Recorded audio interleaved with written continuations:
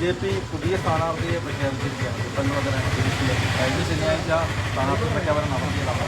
ഇൻകംപ്ലീറ്റായിട്ടുള്ള അവരെ മാറ്റി കാണുമ്പോൾ പുതിയ സ്ഥാനാർത്ഥി എന്താണ് അങ്ങനെ ഒരു പെട്ടെന്ന് തീരുമാനം? ഇല്ലേ, ഡോക്ടർ ആതിരയ്ക്ക് വ്യക്തിപരമായ കാരണങ്ങളാൽ മത്സരിക്കുവാൻ പ്രയാസമുണ്ടെന്ന് ആദ്യമേ അറിയിച്ചതാണ്.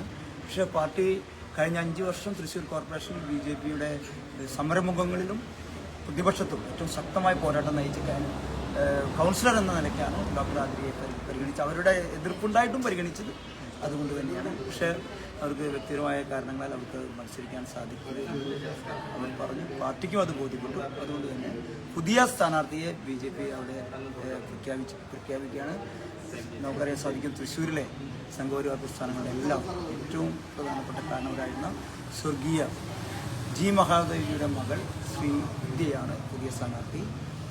വളരെ ശക്തിയായിട്ടുള്ള സ്ഥാനാർത്ഥിയാണ്. ഒരു മാധ്യമ പ്രവർത്തക കൂടിയാണ് ശ്രീവിദ്യ. എന്തായാലും കുട്ടംകുളങ്ങര ഡിവിഷൻ വിജയിപ്പിക്കാൻ സാധിക്കുന്ന കാൻഡിഡേറ്റിനെ തന്നെയാണ് BJP ഇപ്പോൾ ഈ പാർട്ടിക്കുള്ളിലുണ്ടായ ചില അഭിപ്രായ വ്യത്യാസങ്ങളും തർക്കങ്ങളുമാണ് സ്ഥാനാർത്ഥി മാറ്റത്തിന് കാരണമെന്നുള്ള ആരോപണങ്ങൾ. ഇല്ലെന്ന് അത്തരത്തിലുള്ള വിഷയങ്ങളൊന്നും. കോർപ്പറേഷന്റെ വിജയസാധ്യതയൊക്കെ BJP സംബന്ധിച്ച് മുന്നേ സൂചിപ്പിച്ച കാര്യങ്ങളാണ്. NDA സംബന്ധിച്ചിടത്തോളം കഴിഞ്ഞ ലോക്സഭാ തെരഞ്ഞെടുപ്പിൽ 36 ഡിവിഷനുകളിൽ ശ്രീ സുരേഷ് ഗോപിജി 1ാം സ്ഥാനത്തെത്തിയിട്ടുണ്ട്. ആ ഡിവിഷനുകളെ പ്രാധാന്യം നമ്മൾ മുൻകൈ എടുത്തുകൊണ്ട് തന്നെ ആ ഡിവിഷനുകളെ കേന്ദ്രമാക്കിക്കൊണ്ട് തന്നെയാണ് BJPയുടെ പ്രവർത്തനം നടക്കുന്നത്.